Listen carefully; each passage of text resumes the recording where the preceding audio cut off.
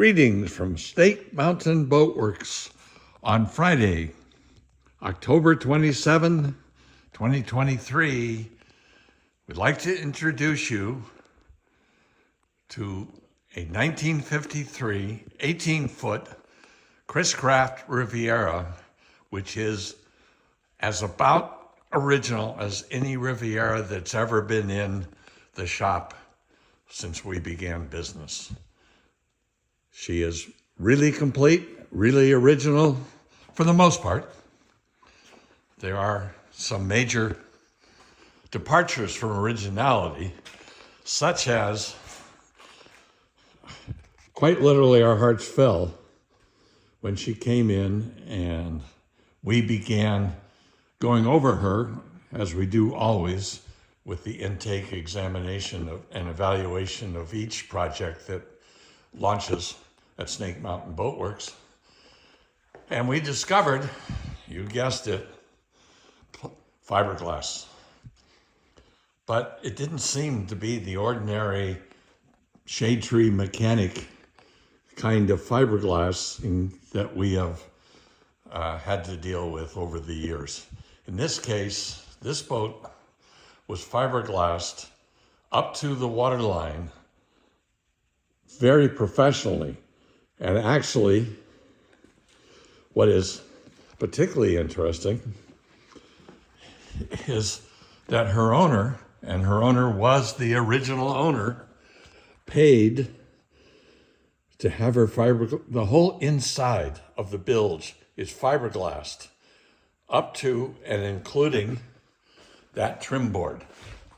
Everything is fiberglassed. The fiberglass is absolutely solid, absolutely in good shape. And as you can see, the bilge, we have not done anything to this other than take the hatch doors off.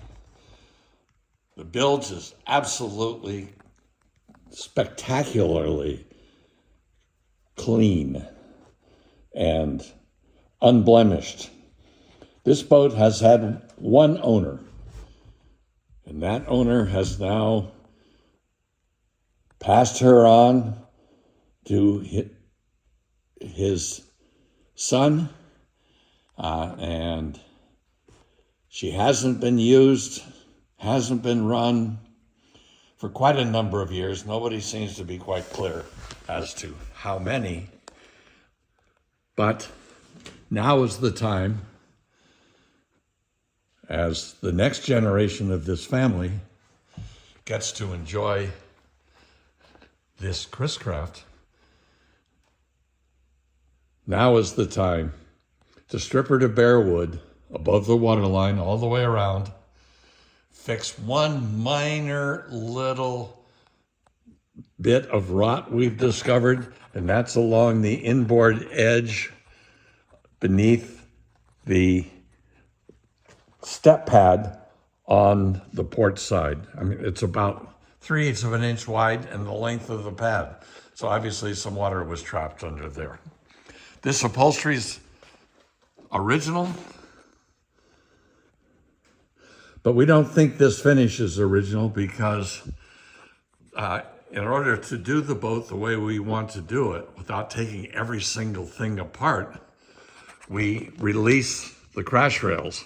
And what we found beneath the fabric is not what we normally expect, which is essentially very dense, black, half-round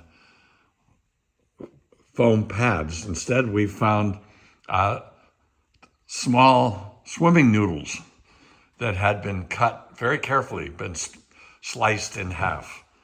And they ran out, so right across from me here, where you see that blue tape snaking down the side of the hull, there was just a void. They just ran out. So I said, what the hell, we just won't. But as you can see, as I walk around, other than a bunch of failed fasteners we found, and we find these by pressing, and you can see right here, I can deflect the plank by pressing on it with my thumb.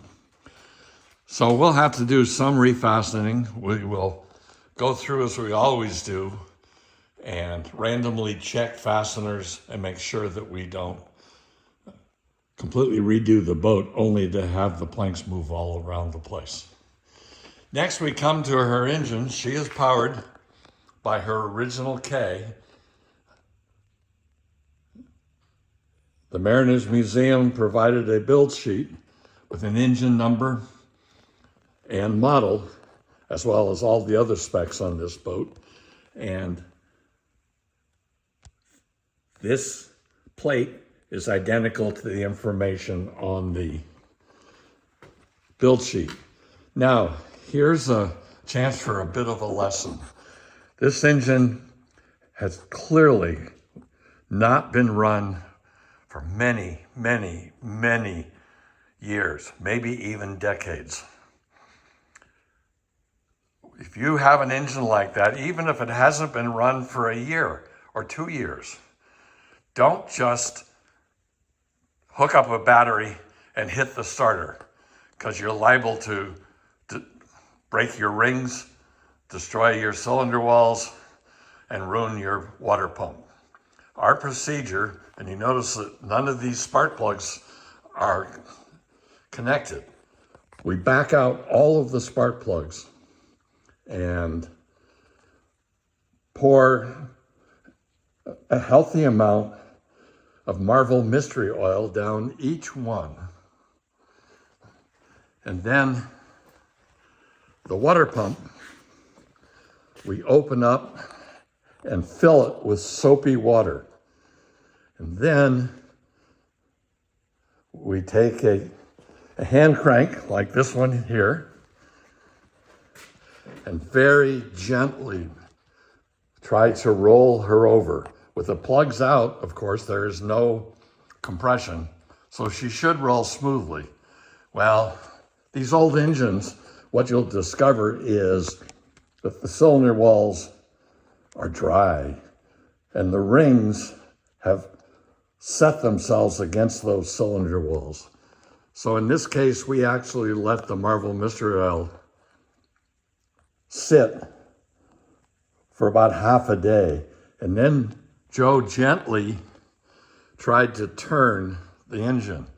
Well, it just did not want to break loose, and we were quite concerned. So we gave it some more time and latched onto the handle again and just tapped it rather than putting all of our strength behind it. Slowly, it began to move, and then we could roll it over by hand, as we can now. The water pump screamed at us, so it's pretty clear that having sat for so long, the water pump's impeller is toast, and we can replace that. So please, if you've got an old engine that sat for a while, don't just put a battery to it and put fire to it. In other words, be careful what you wish for. Take your time, pull all the plugs, pour a couple of tablespoons of Marvel Mystery Oil down each hole and wait. And then try to turn her over by hand, not by the starter. And that should break her loose. We, in fact, every engine that's sitting in Snake Mountain Boat Works waiting to be reinstalled gets turned by hand every 2 months. We just take 3 or 4 full revolutions, walk around. Yes, we pull the plugs. Yes, we put in a really tiny amount, maybe half a teaspoon of Marvel Mystery Oil down each one. Make sure that the water pump has soapy water in it, and just roll it over a few times. And that way, when you finally do put fire to it, you get a happy roar rather than some really terrible sounds and a need to have the engine sent out and be rebuilt. So we will, next week, begin the process of stripping the entire hull to bare wood above the waterline. And we won't try to do any of the refastening until we have the hull stripped, because it's very difficult to really know when you're looking at all these layers of varnish. So once we have all the finish off, we've scrubbed the stain off, we will begin going around with small dental picks. Yeah, I know you've enjoyed them when you've had your teeth cleaned. Well, we use the same ones here, and searching for loose bungs and fasteners that have backed out. But we'll have very little pure woodworking. As I said, we have one spot where we found a little tiny bit of rot under a step pad. That's it. So with that, well, thank you very much. That's our update on our 1953 18-foot Chris-Craft Riviera, Hercules K powered. Thank you so much. Bye-bye for now from Snake Mountain Boatworks.